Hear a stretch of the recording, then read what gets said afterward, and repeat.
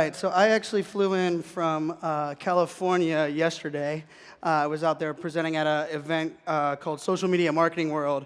And between 2 days ago and today, my presentation changed, the landscape of live streaming changed a bit, and you're going to see throughout this presentation kind of how I cover and what I'm going to talk about is really a change in mindset, and that's why I kind of focus on myself being a kind of a change evangelist and really what that kind of means. So we're going to talk about two things here first, and really part of that change is around the two words that you see on the screen up here. And just for a little background, I'm a technology guy, worked in cyber defense for the Department of Defense, or cybersecurity for the Department of Defense for about 9 years, got to travel the world, 45 countries, 40 weeks a year, really deploying and managing cybersecurity solutions. And part of that was around collaboration and the ability for us to leverage social and the channels that we have to really drive innovation and adoption of technology. And one of the things that was the hardest thing to do was really to get the Air Force to share policies with the Army, or the Army to share with the Navy. As you can imagine, working with the government as a whole is a very hard thing to do, let alone trying to get them to share and collaborate.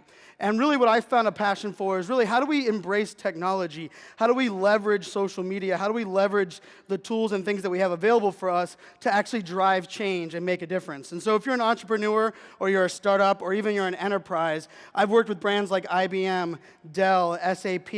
I live streamed 20 hours of the Super Bowl. But really what it came down to is how do we tell our story, and ultimately how do we make a difference and make an impact? And I think the times have changed, and these two words are the biggest pieces. We no longer are looking for a perfect solution. We no longer believe a brand is perfect. And I think when I'm working with brands, I put these two slides up there, and I simply say, if you believe your message, if you believe your solution is perfect, if you believe you have control of your message, if you believe you have control of your audience, unfortunately, I'm not going to be able to work with you.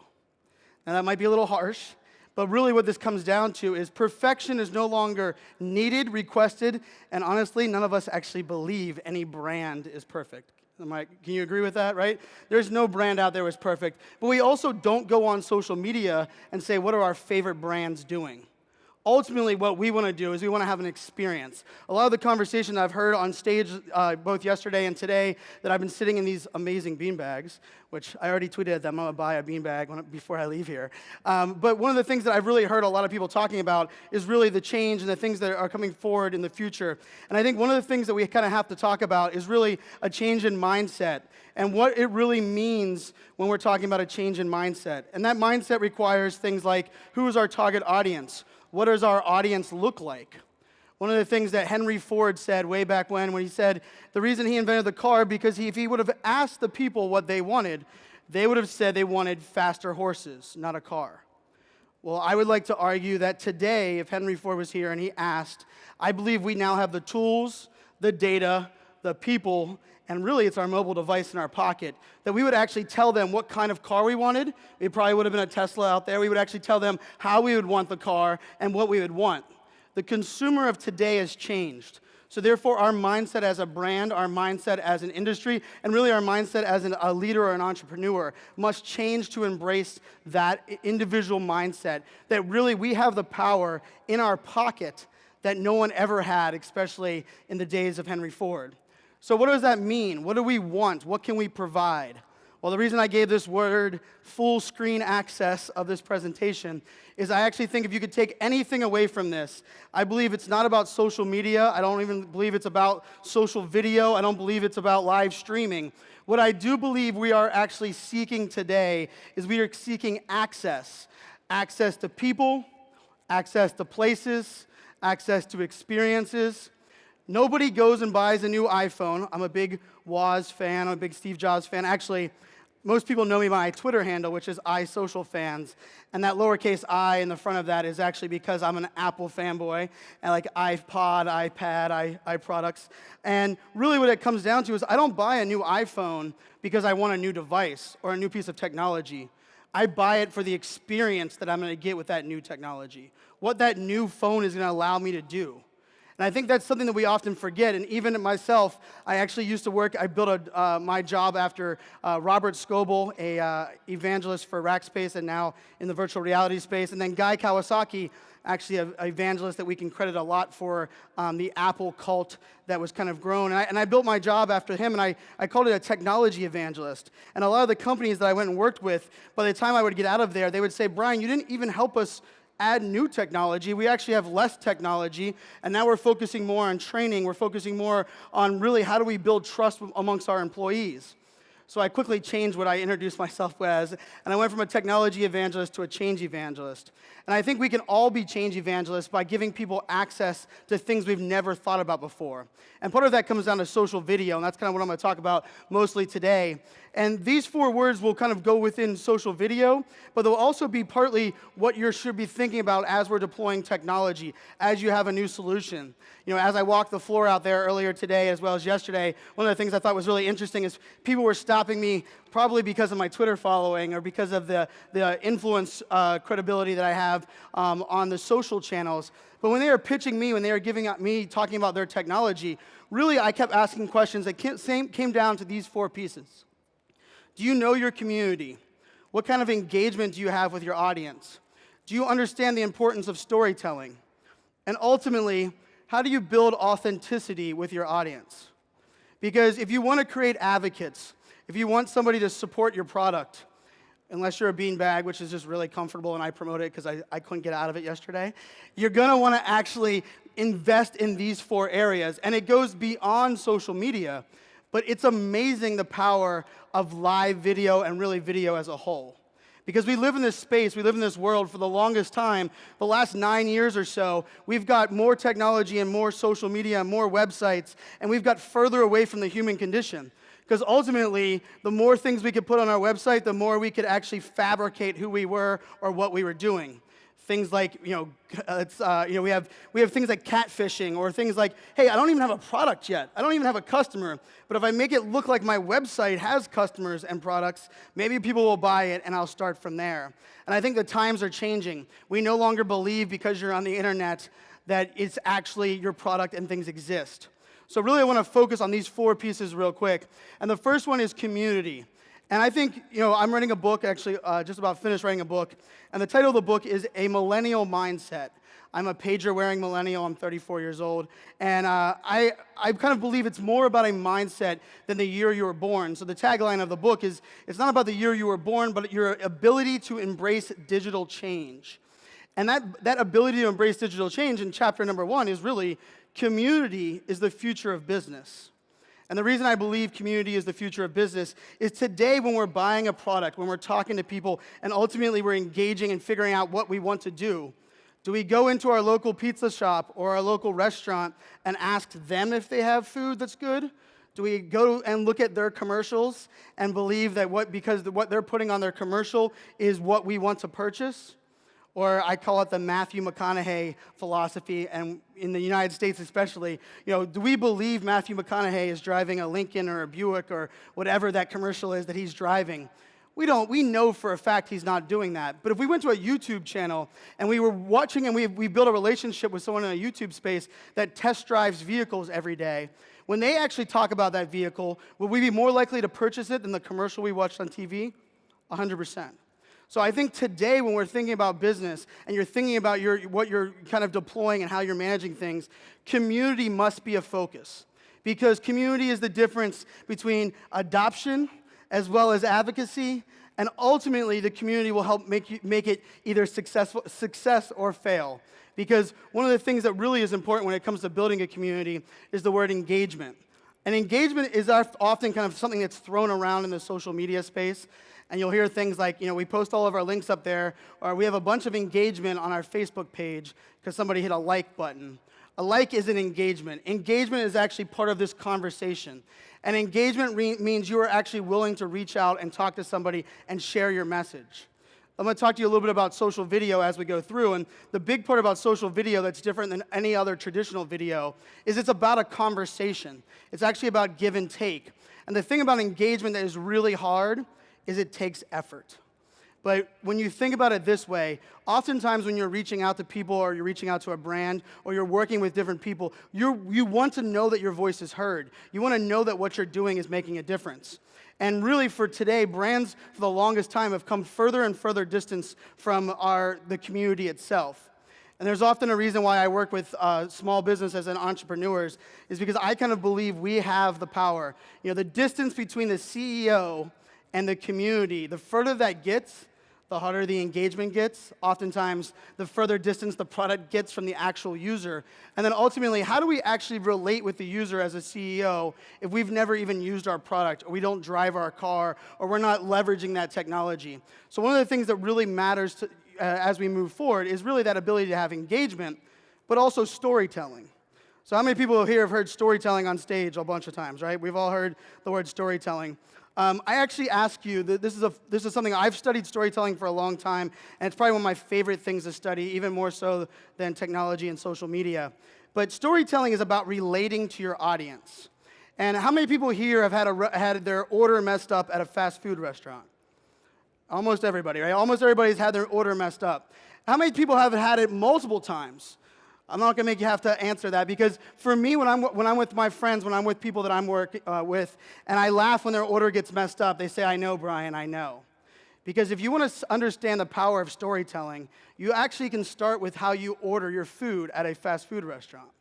Because to order your food at a fast food restaurant, you have to actually understand the person taking the order. You have to be able to relate with them. If your food consistently gets messed up, it's not because the person wasn't trained. It wasn't because it's a fast food restaurant. Ultimately, it's about your ability to tell your story. I'm a very picky eater. If I know that person's distracted as they're taking my order, I'm going to make sure that whenever they have my attention at the end, I'm going to tell them I do not want pickles on my hamburger. But I'm going to actually tell them about my soda at the beginning. And really what this comes down to is storytelling, when you actually have a back and forth, like you're ordering in fast food, requires you to kind of have an ebb and flow and roll with the punches, compared to a storytelling where you have a polished, perfect video on your website.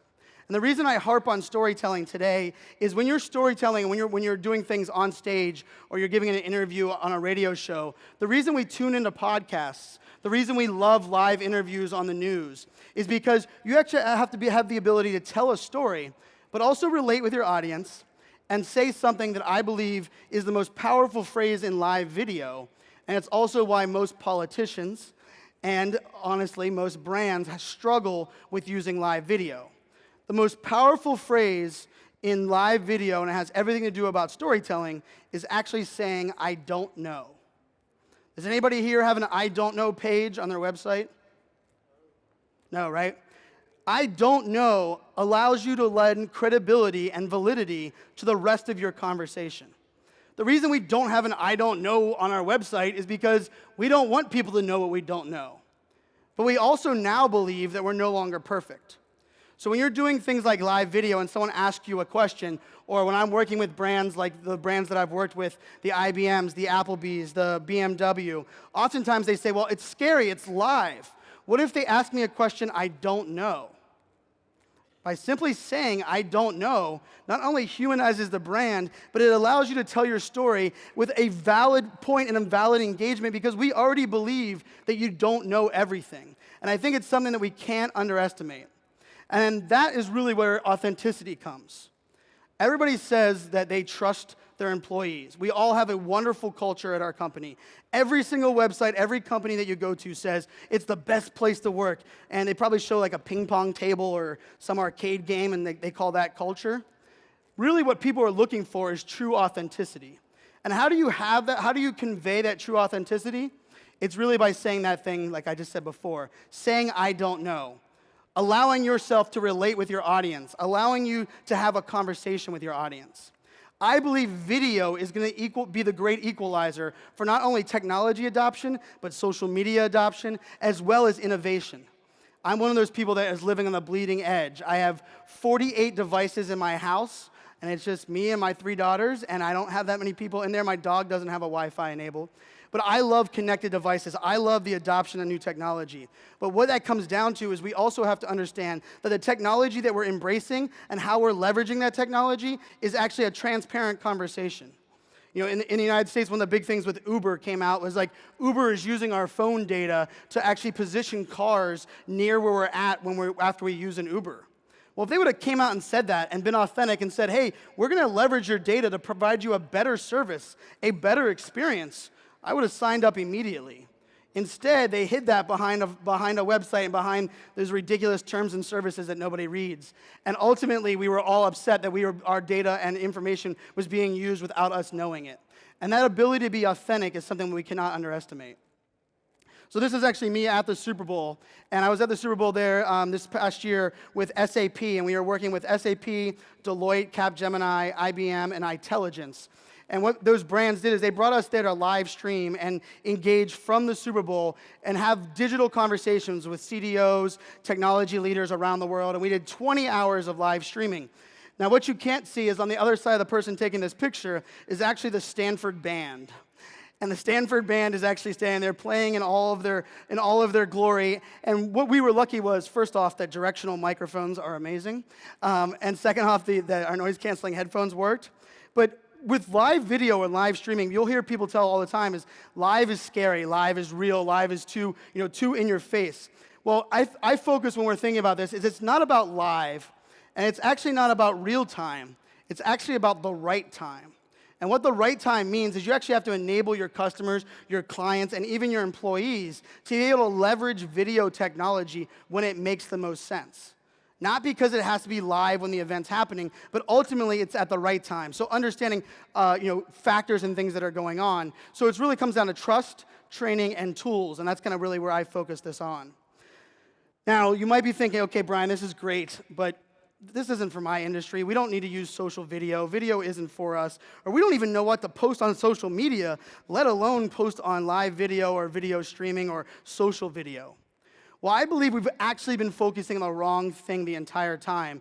And I watched someone, one of the panels yesterday was talking about your pitches and how you give a pitch when you're actually delivering something. And I think we often focus on the what. And let's face it, the what is pretty boring. This is an iPhone. This is my product. This is a car.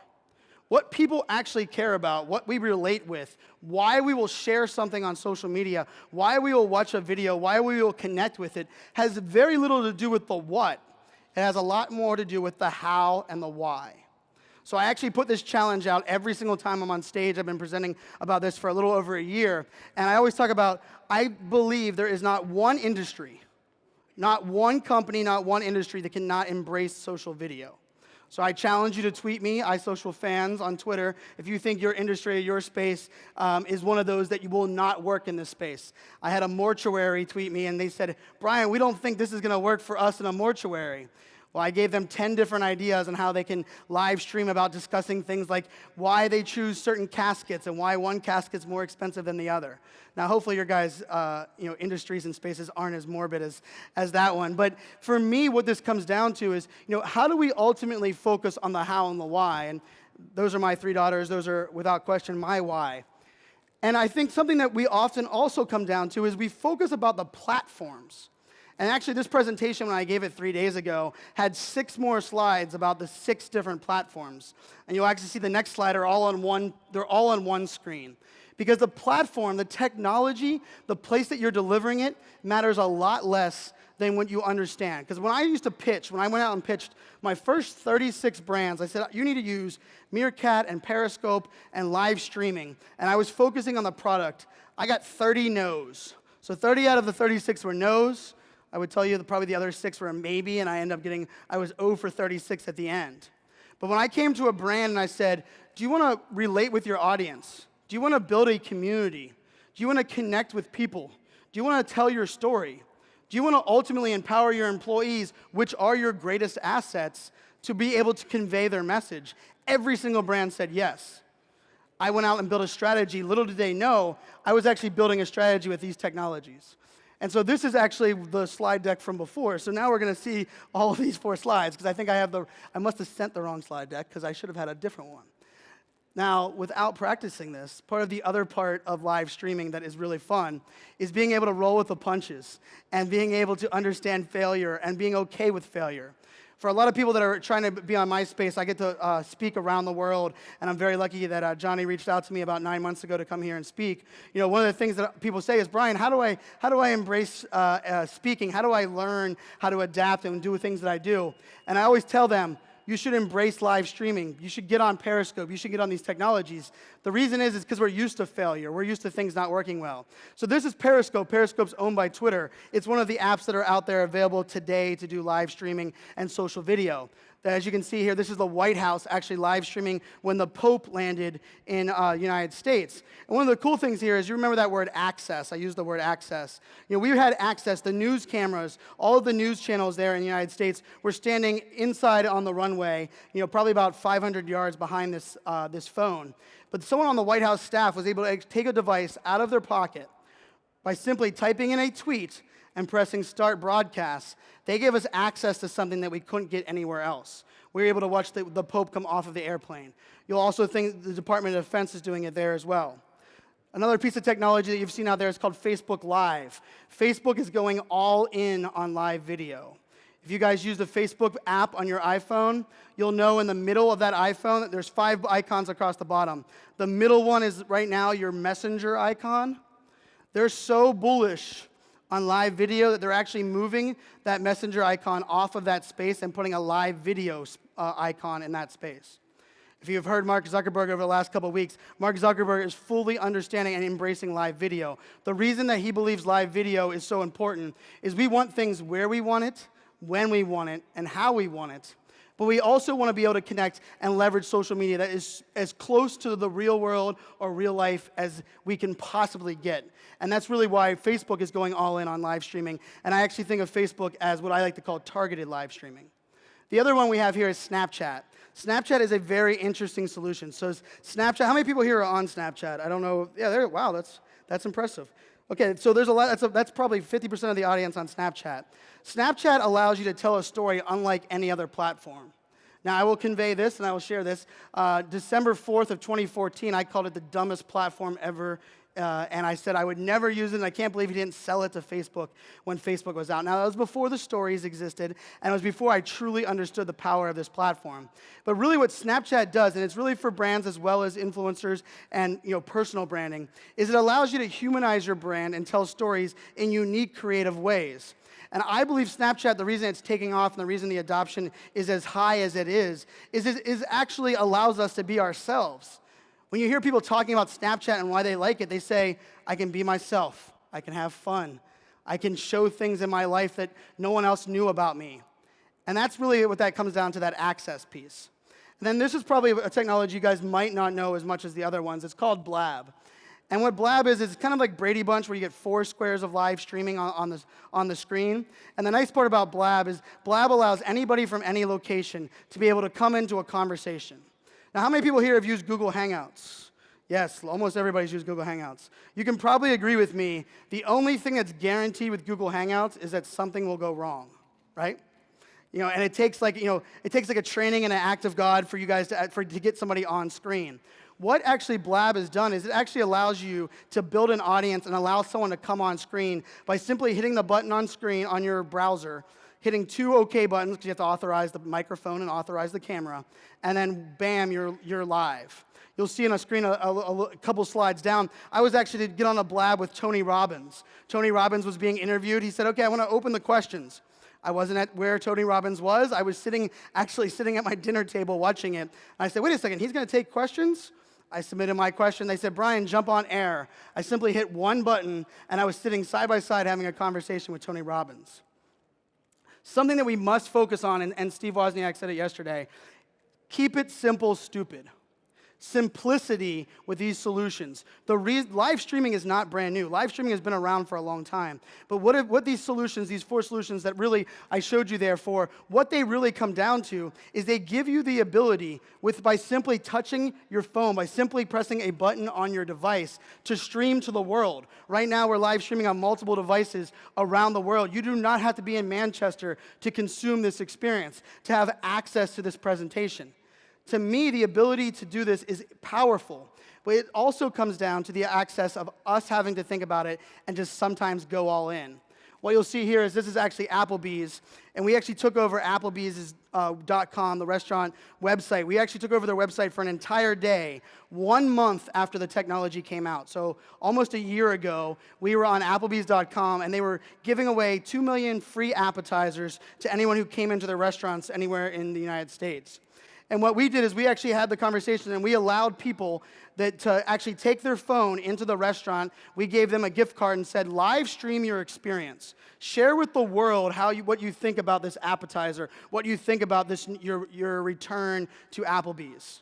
Now, that's pretty scary because we didn't tell them, please say that it's good food, please talk about But what Applebee's really did was Applebee's was so confident in their research and understanding their customer demographic that they knew that if someone hadn't been in their restaurant in 2 years and they returned to the restaurant, they had an 81% likelihood of enjoying the experience.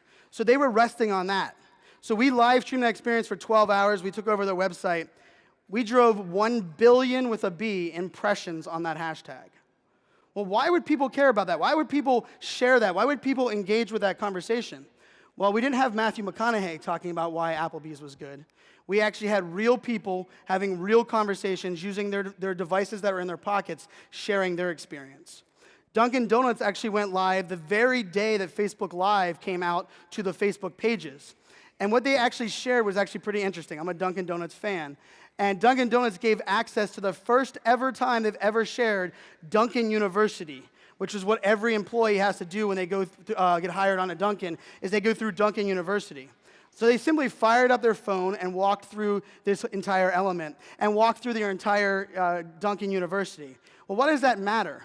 Well, when we talk about where you want to work or where you want to spend your money, what motivates people to get out of their seats and not buy something on Amazon or not buy something that can be delivered to your house?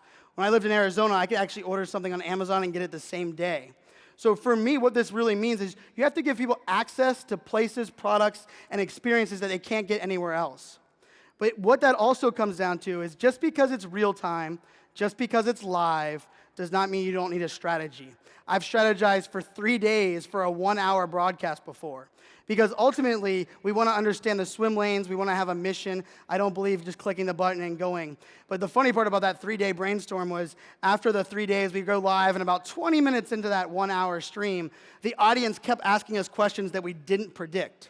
So part of our strategy was simply, if the audience wants something else, throw out the strategy. We threw out the strategy and had amazing engagement, but ultimately the strategy did make a difference. So I have about 2 minutes left, and this is kind of the rollout solution. This is my playbook. This is what I give, and this is how I work with every brand. So if you're out there listening right now, and you're okay, I understand video, Brian, I understand what's going on, but nobody in my community is on Periscope, or they're not using Facebook Live, or I don't know how to get them to actually consume this video. What you do is you follow these steps. And what it comes down to is you socialize what you're doing, how you're doing it. You educate people on why it matters. You don't tell them what. If you tell them, go download Periscope to consume this, they're going to tell you, no way, I don't need another app. I don't need another product.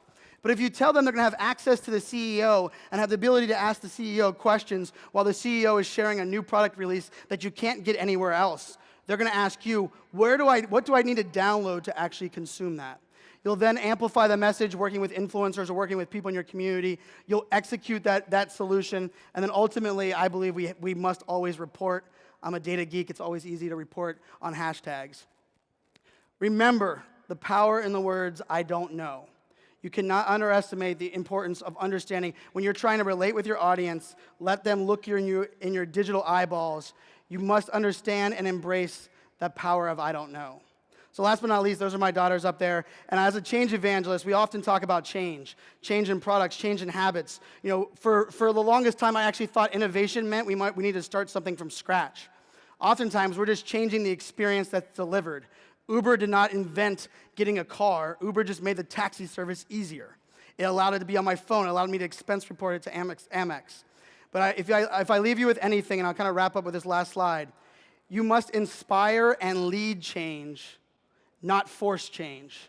So if you want to get people to embrace your technology, if you want to get people to do what you want them to do, don't wait for them to understand or download a product. Start doing it today, start inspiring them to change, and eventually they'll fall in line. My name is Brian Fanzo. Thank you, guys. Awesome.